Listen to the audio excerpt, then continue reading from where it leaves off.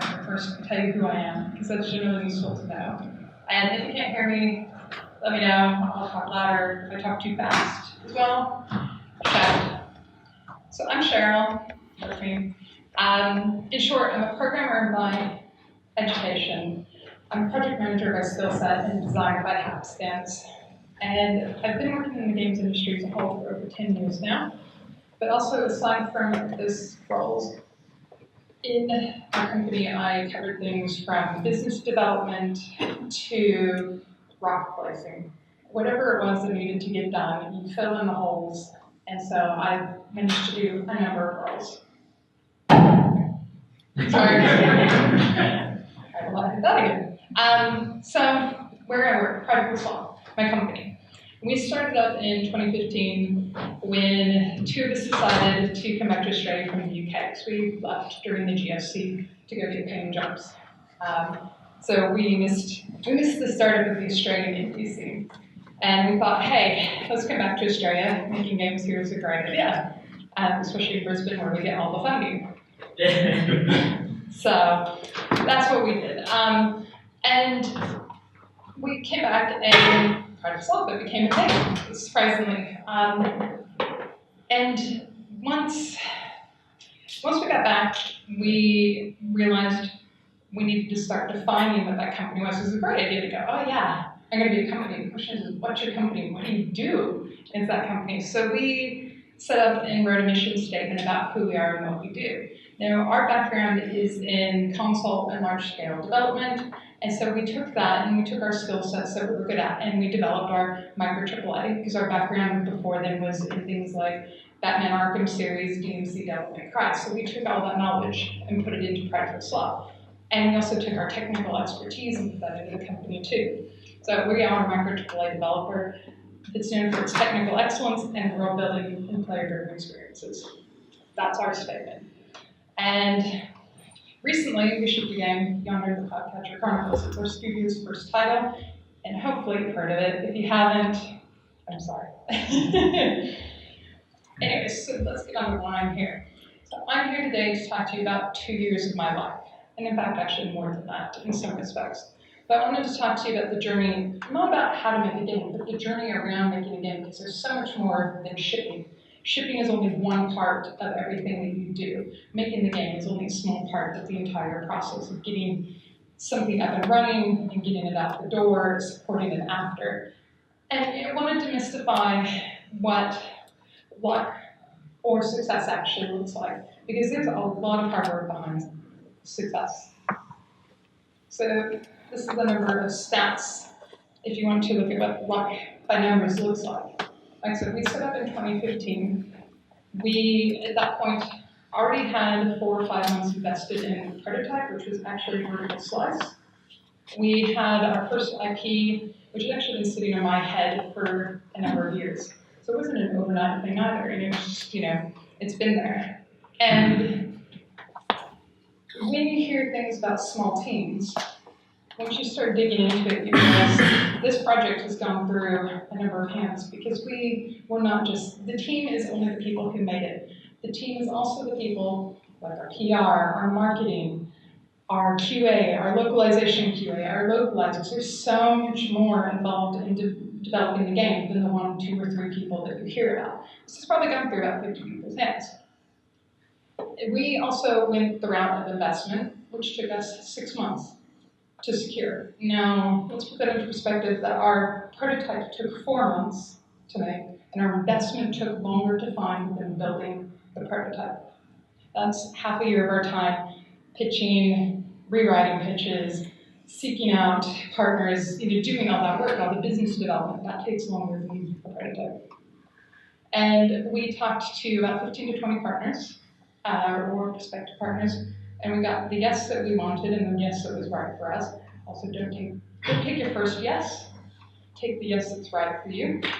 And we got it. And finally, in February 2016, we started development. So that gives you a framework of, it was close to a year before we actually started full development after we had a prototype sitting around.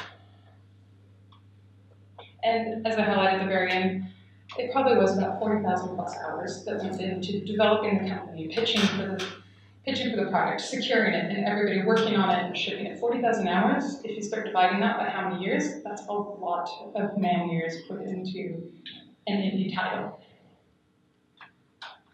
So I wanted to walk you through 3 stages of our journey in Prideful Sloth and Yonder. And it's really basically the startup, the beginning of it, the inception, the development and launch. So in the startup is about getting it right from the start or failing rapidly until you can get it right, because failure is an option, and failure should always be an option, but do it quickly. Don't spend lots of time to fail. So we sat down and established what did we want and what did we need. We wanted money. We could not find what we wanted to do on our own. Making an open world game, bringing in a lot of skilled people to do it, that's not something that we could fund on our own. So money was what we needed. What we wanted was to be able to afford the roof over our head and not live in a share house. We wanted to eat food that wasn't minute noodles. So we have some establishments there of the wants and needs that we had. So once we established those, we started looking at other models. What are other people doing? How are they succeeding? Or how are they not succeeding? And talking to people, because people are an invaluable resource. Like I said, we were over in the UK when the indie scene started up here. And so we had a number of friends who went through this scene and, from the startup of it. And so we utilized that knowledge, because their knowledge that they gained in those 7 years that we were gainfully employed as opposed to being indie is very valuable. So we took all that and we realized, can you afford to be indie? This is an interesting question because it's leading in some ways and not in others, because there's a really rough definition, or lots of rough definitions, first of all, of what is indie. Some people see indie as a thing, you're indie if you're self-funded. You're indie if you're not publisher-funded. The question becomes, what is indie? And from our point of view, indie is an independent studio making games. That's indie to us, because at the end of the day, there are so many amazing games out there that nobody's heard of, because they do not have marketing behind them. And marketing costs money. Marketing costs more money than I think most people realize it costs. And bad marketing costs a lot of money. Good marketing costs even more money. So, we knew that to make a great game and be noticed, we had to pay somebody to make us noticed. So, and there's plenty of options about what you want to do, and that can be, if you want to be indie in the traditional sense and fund it yourself, that's awesome. But you're going to find that you're fighting with so many other people out there in that space for recognition that, within reason, unless you're an exception to the rule, you're likely going to be a small to medium success at best. If you want to build on your roots and continue forward, you need to be better than a small to medium success. So, you can find grants, family, angel investment, go that route too, and still not have your ties to your publishers. And you can work with publishers. Really up to you which way you want it, but somewhere out there, most people will probably need money from somebody's pockets.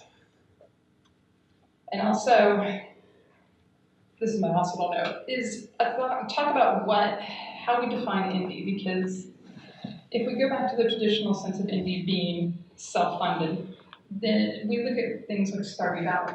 Stardew Valley had a publisher, but we still see Concerned Ape as an indie.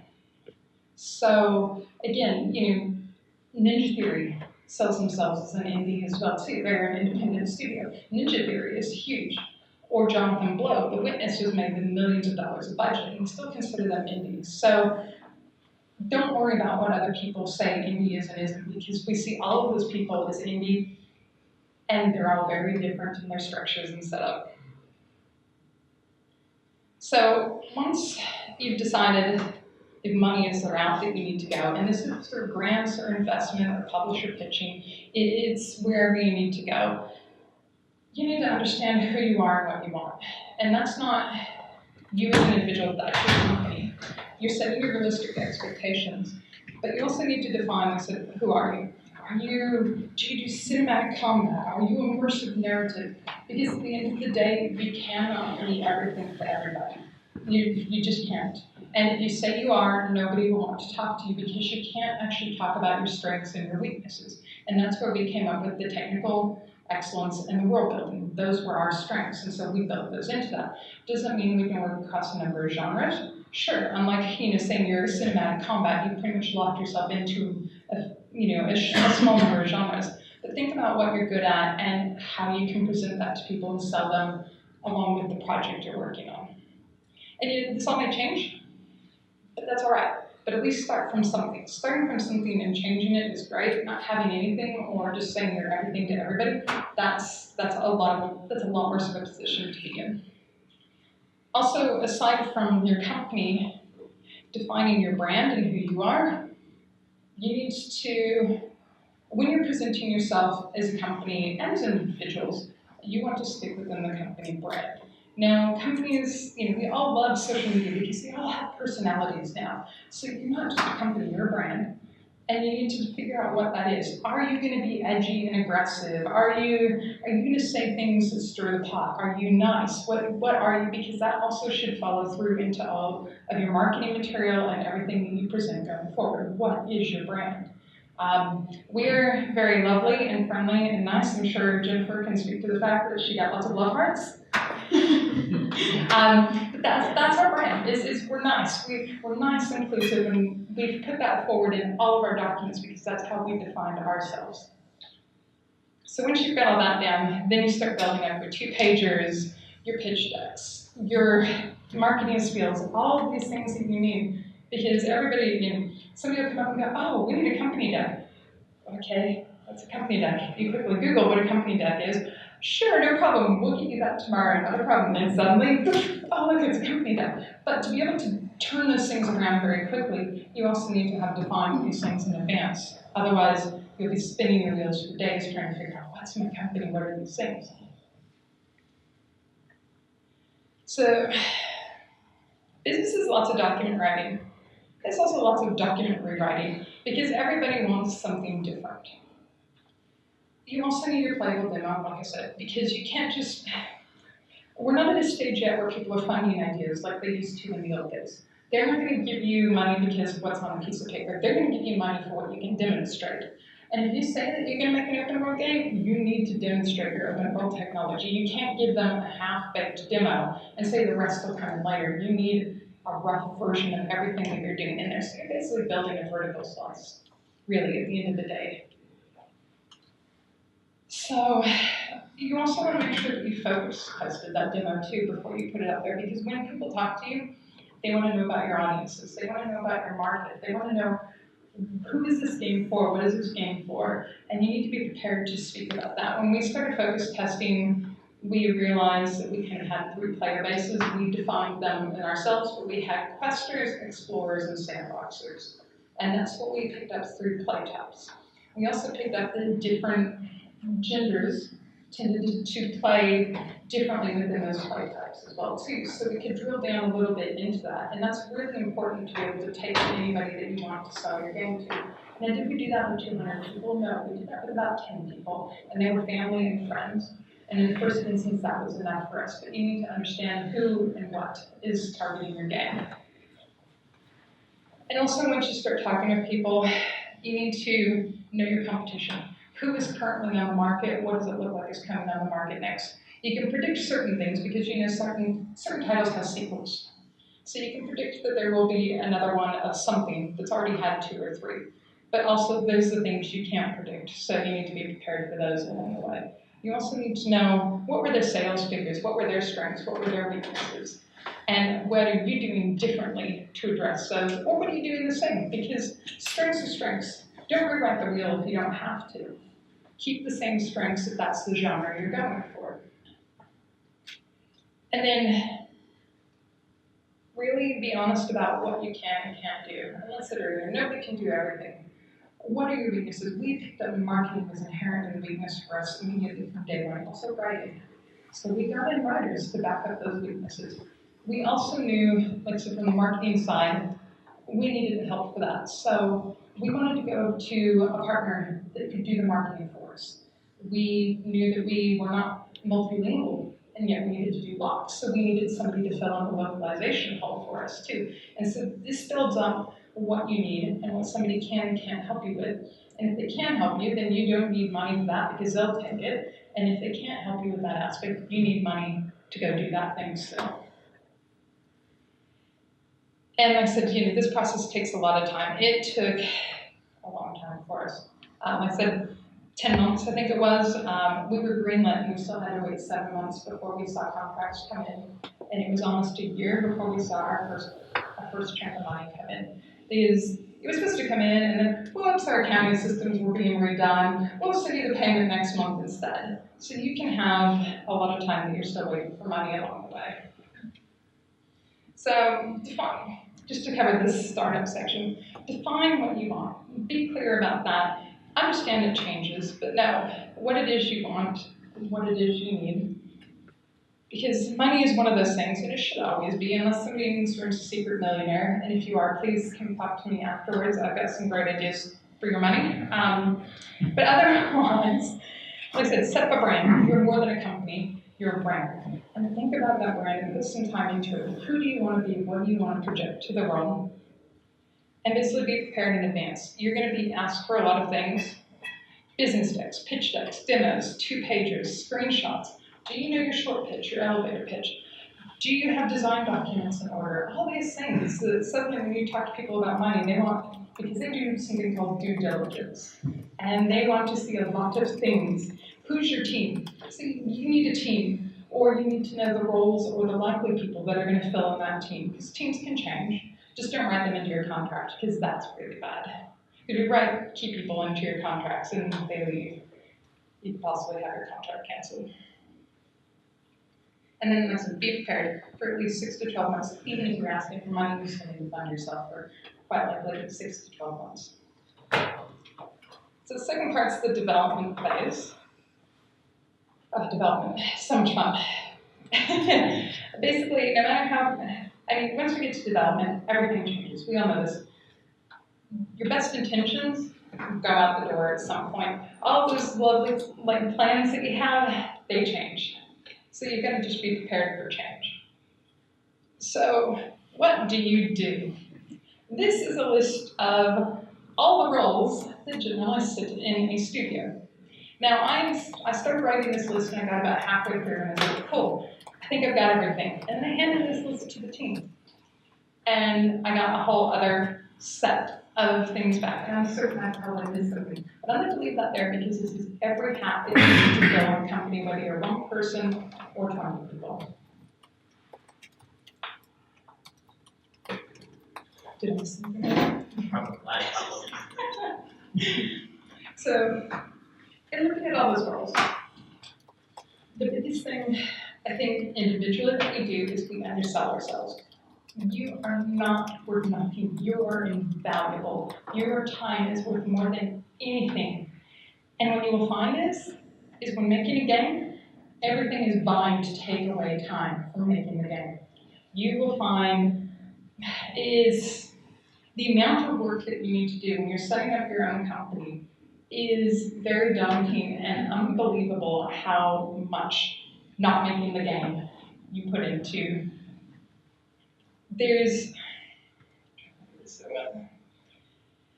One of the things that we had early on, trade shows. Trade shows take a lot of time. Even 2 or 3 day trade shows, especially when you're overseas. You need logistics to get yourself there. You need logistics to get things there. You need your build in order before you get there. Now, most people will probably say we're still working on their build on the plane or within the last 30 minutes or whatever it was before. But you need something, even if you're doing that, you still need a backup build. You need something that's stable so you don't look like a complete clown when it crashes 2 minutes into your public demo. There's so much here. And in getting ready for these trade shows and these things, we realized, like I said, outsourcing is invaluable to us. Trailers easily take people 2 to 3 weeks to do. This is the standard we've talked to people. And these are the people who aren't trained to make trailers. It's not their core skill. And so outsource if you can. If you can afford it and you have money to do it, you really should be outsourcing the things. Because 2 to 3 weeks of you going and wrangling a trailer versus 2 to 3 weeks of you making the game is a very different thing.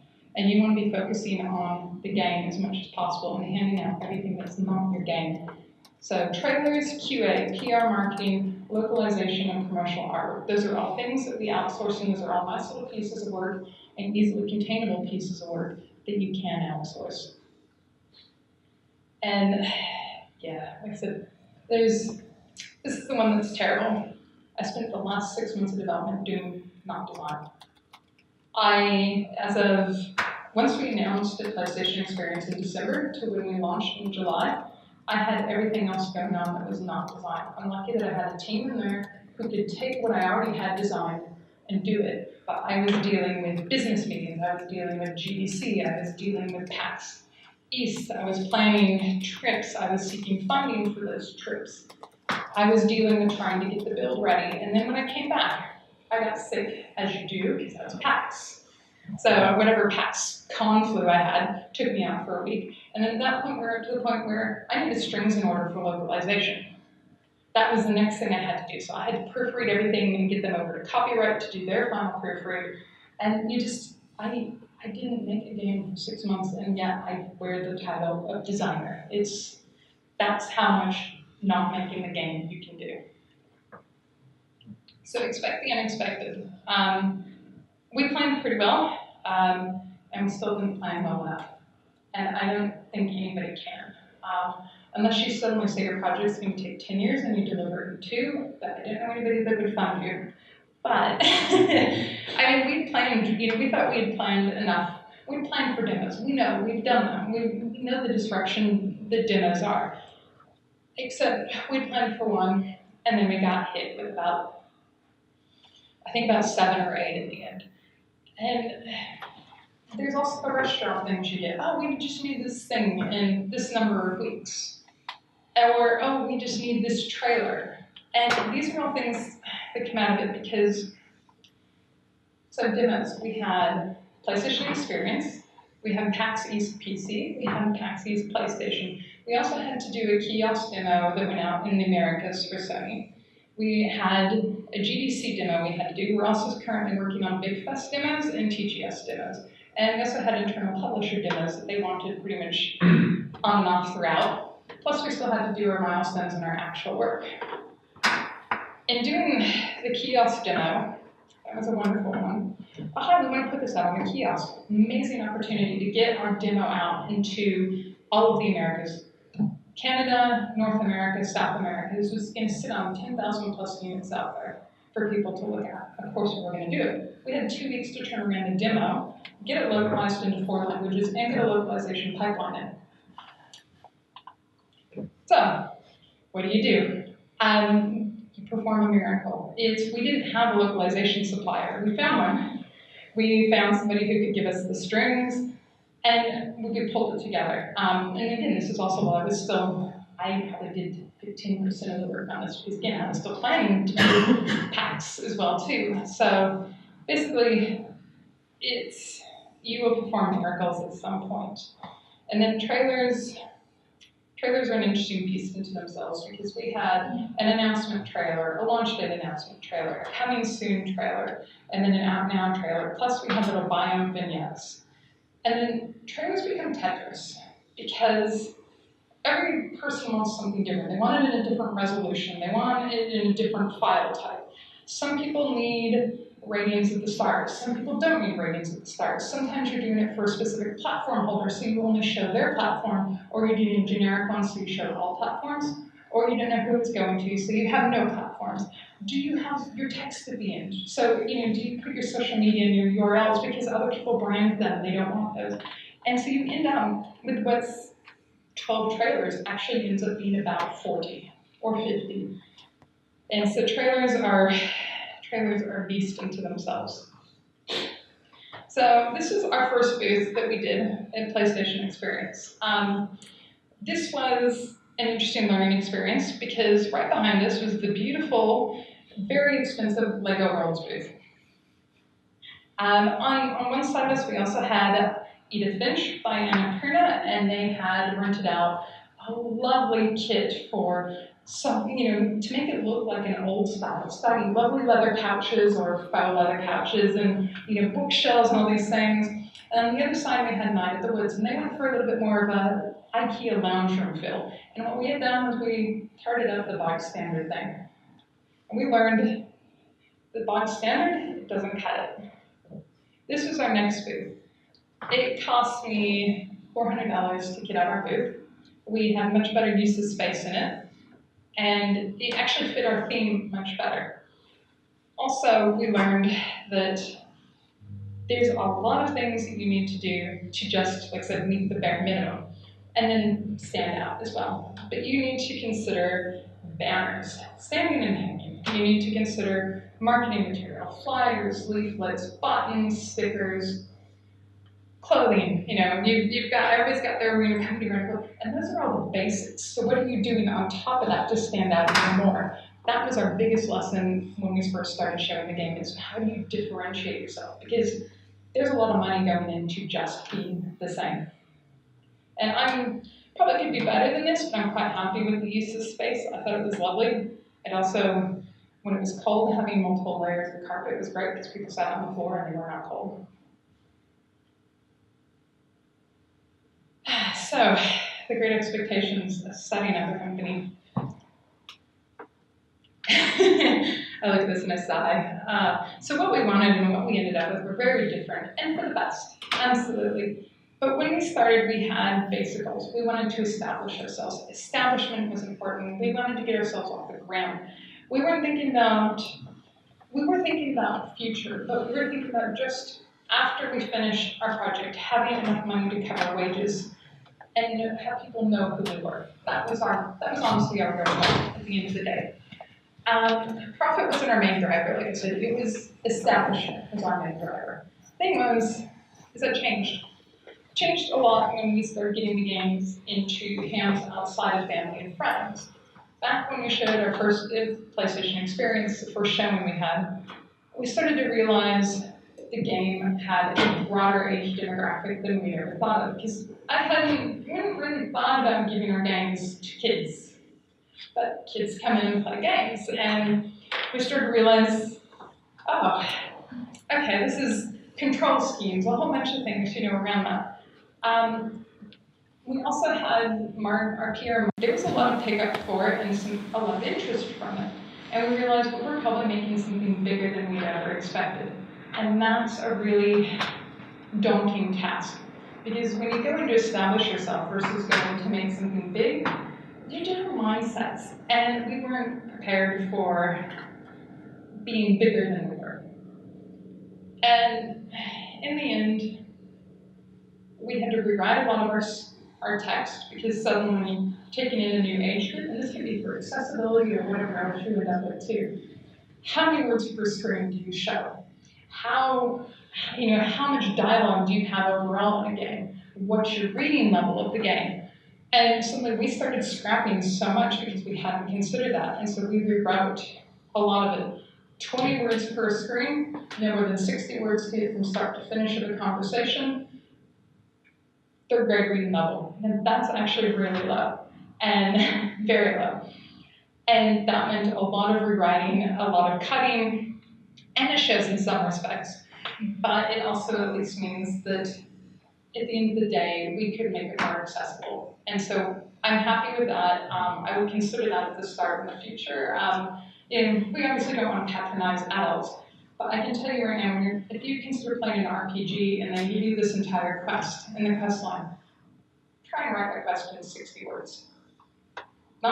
60 words is not much. It really, truly isn't. But we also realized that when the game possibly made me bigger, we suddenly needed to do more work.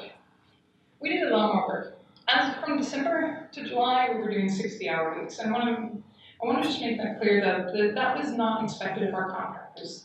When they had sane hours, they got to sleep at night, they got time with their families, and they got holidays. But the three of us that were the directors in the company that had the most to gain and the most to lose from this, we invested a lot.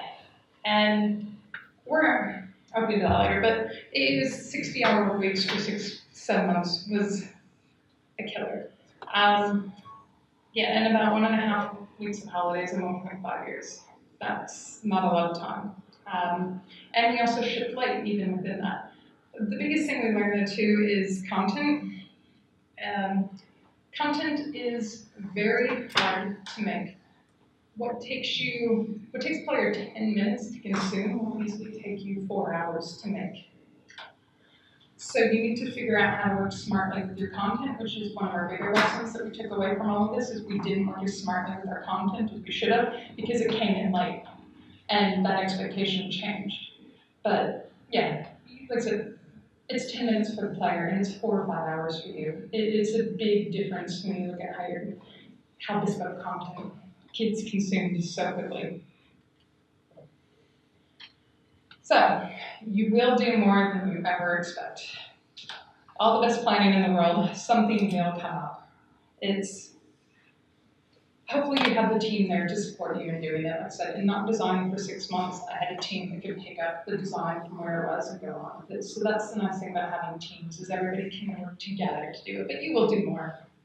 And you'll do more in the areas that are not about making the game. Because like I said, trade shows, those take, what seems like a 4-day trade show takes months of planning. So, and managing localization and strings, they're important, but they still weren't adding, I won't say they weren't adding value, because they were, but they were adding a different form of value rather than polishing the game or checking the game or as a designer making sure that what I wanted was implemented correctly. I just had to assume my team was implementing it correctly because I had something else I needed to do. And you need to find trade-offs with your value. Everybody talks about return on investment, and this is where you need to see yourself as invaluable. You are worth so much money, so what are your trade-offs? Is it cutting something from the game? Is it outsourcing something so that you can spend more time on the game? Is it bringing somebody in to do something? It's all going to be a juggle, and you need to make sure those trade-offs work for you, because at the end of the day, if you do everything on your own, it will take you so long that you'll probably find somebody else to get you to market. And that is a really hard one to come up against because you don't know what's going to come up in 2 to 3 years. So if you're a solo person and what you're doing will take 3 to 4 years, somebody probably will get there before you. You will perform at least one miracle. The sad part is I looked this up and it takes at least 2 miracles to become a saint. So if you can perform 2, consider sainting yourself. But yes, at least 1 miracle. But yeah, if you can do 2, I'd put it in as a saint. And like I said, reset your goals and expectations, which is what we did at midway through, which we got through, but could have been better.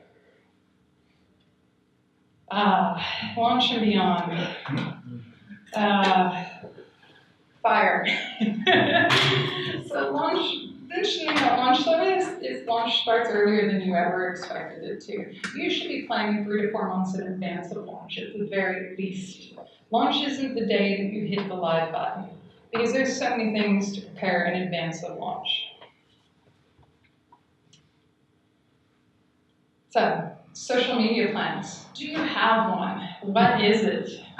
Because you will need a 3 to 6 month social media plan, I promise you. What are your platforms? Also, can you, in that period before you launch, start working with partners? People like Dell will work with indies. Maybe you give them some keys. Maybe they do some promotions. You need to find all those people that are out there because you want to leverage their networks. And again, you have to do that in advance. You can't just launch your game and it happens. It's something that requires planning and communication with those people. Getting your social content ready. Screenshots. Screenshots took a lot of time. For every 30 screenshots you take, you'll probably find that there's one that you actually like, because we're our own worst critics. Or you'll take them and you'll realize, oh God, I left the HUD on all of these. Now I have to go back and redo them all, or whatever it is. And you just facepalm when you're doing your screenshots. But you need that content ready in advance.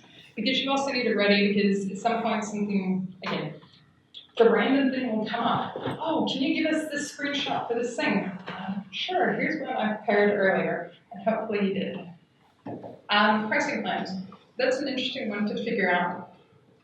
is, and think about your pricing plans earlier, because places like Steam, you're discounting your product a lot.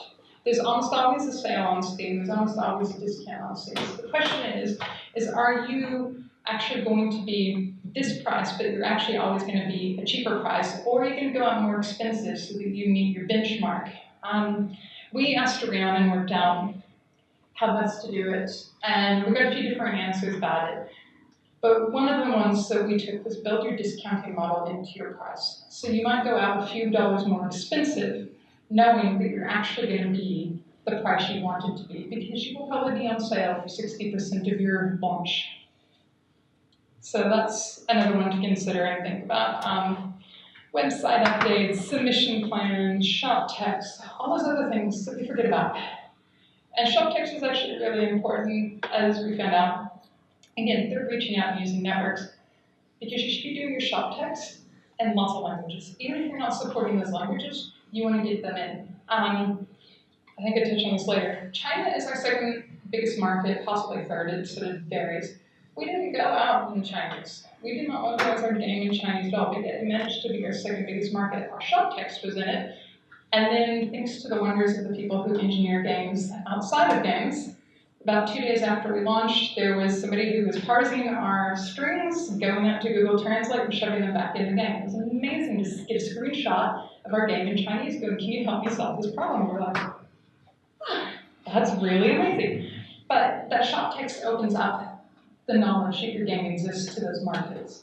But also be willing to follow up on that too, and actually be willing to localize into those markets when you find out that they're there. So don't, be willing to invest more money if you're going to get the traction on that.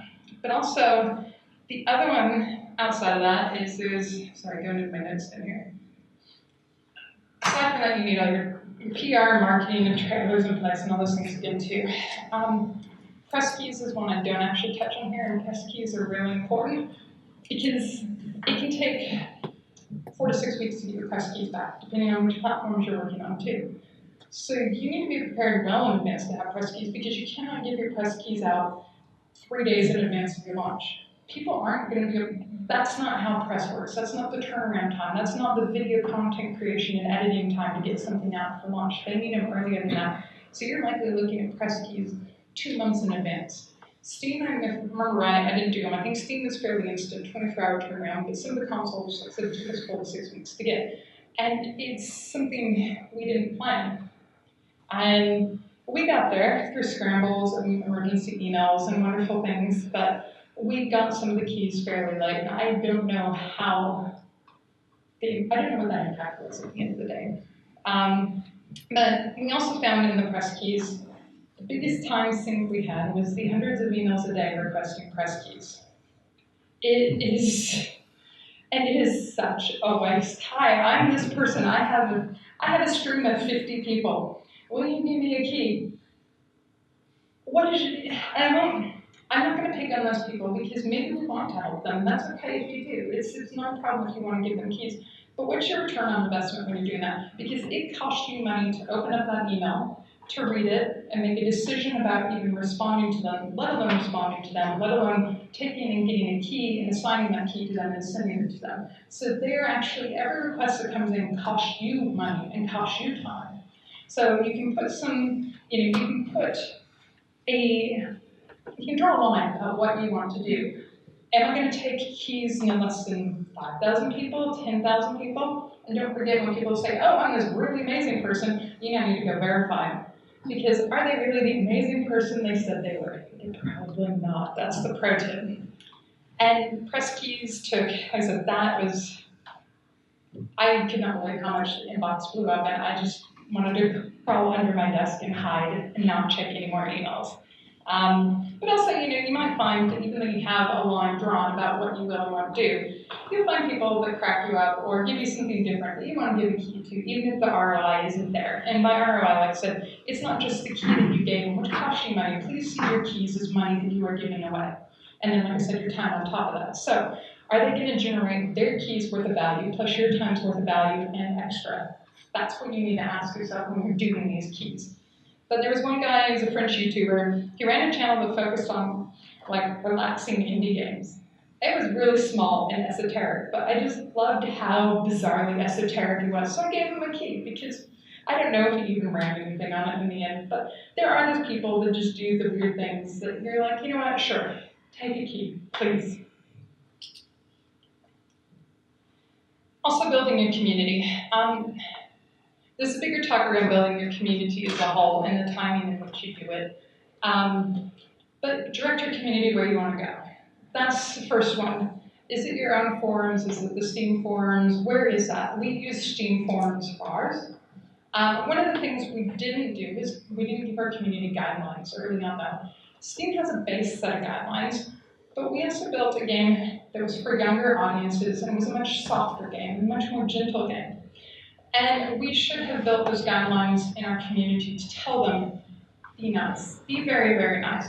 Because that bit us in the ass when we had trolls come in and they got banned, and I don't love the trolls. But you know, those guidelines are there for setting tones and things as well too. Because, like I said, if you're building a game for kids, you're going to want to make sure people understand profanity is not there. If you're building a safe space, racism doesn't belong there, and you should be defining these guidelines and making sure your community understands them, which we didn't do. Also, engaging and empowering your community. The more information you share with them, now I'm accepting there's some things you are always going to hide until now, but the more information you can give them about your plans, the more your community will start answering those questions, and you can step back from your community, and the community will manage itself and answer its own questions, which is very wonderful when your community can manage for you. Also, posting updates. It's important before launch, but it's even more important after launch. When the billions of bugs are coming in and people are complaining because the feature doesn't work, and it's all shit, what do? Post a roadmap. Tell people and acknowledge and address these things. You don't necessarily even need to put dates on the things that you're doing. You just need to tell them that you're acknowledging these problems, you're acknowledging that they will be fixed, and here's what you want to do to solve that. And that will help solve about 80% of the uproar you'll find in your community once you get a roadmap up and tell them where you're going. And only commit to doing what you can do, because you don't want to burn your trust from your community. Because an angry community is not a fun community. It's truly, truly not. You need to follow through. If you say that you're going to localize into language, do it. If you're not doing it right now, at least give them a time frame. And if the time frame slips, tell them why it slipped. But at all times, always be transparent if you've committed to something, to doing it. Or accept that you're getting so late in the process now that you don't care if your community's angry. I've seen some Steam forums where, the game's old enough now that it's been, for all intents and purposes, abandoned. And the forums are atrocious when the games are abandoned. But, there's a point where if you're no longer making money and that's not profitable, you can stop. Just know that that's what's going to happen.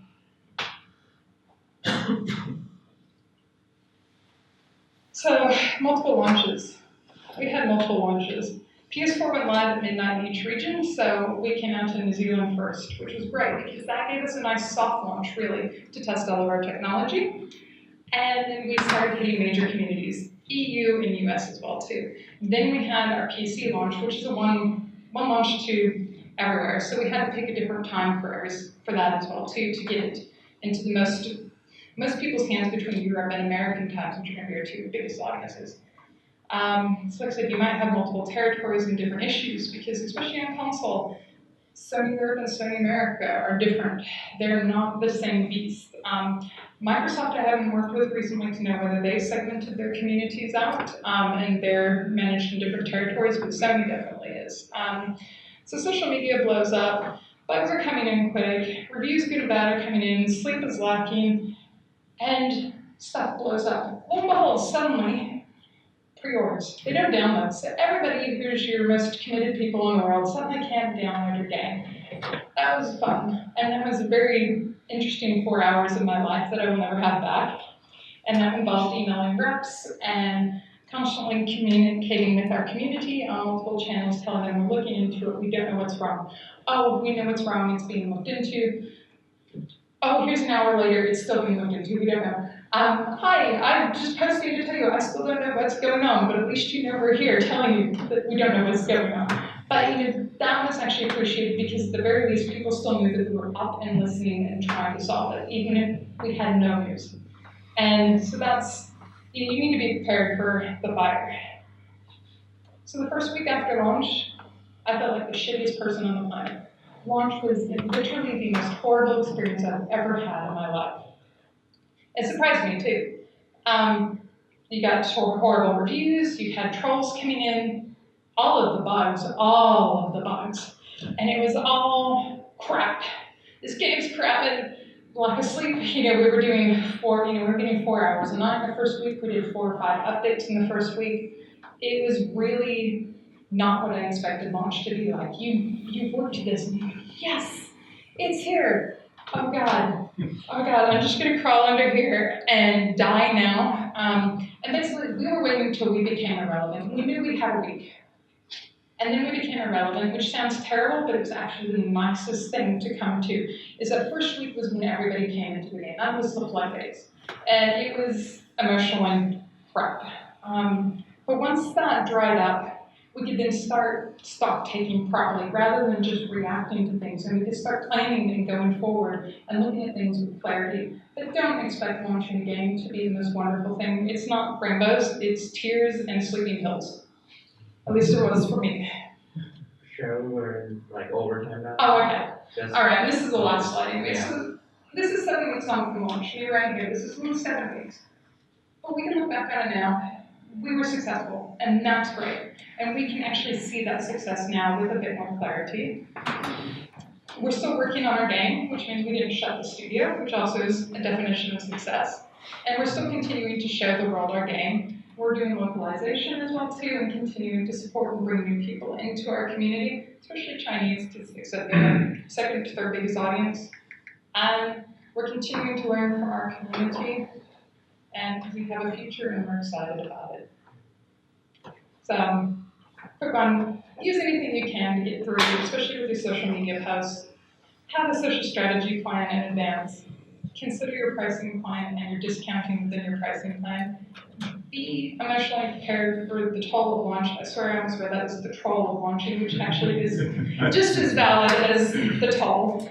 And make split-second decisions with clarity. That is so important. Not to knee-jerk react, but still be a sound enough mind and sound enough sleep to make those decisions as necessary. And also be prepared for pirates.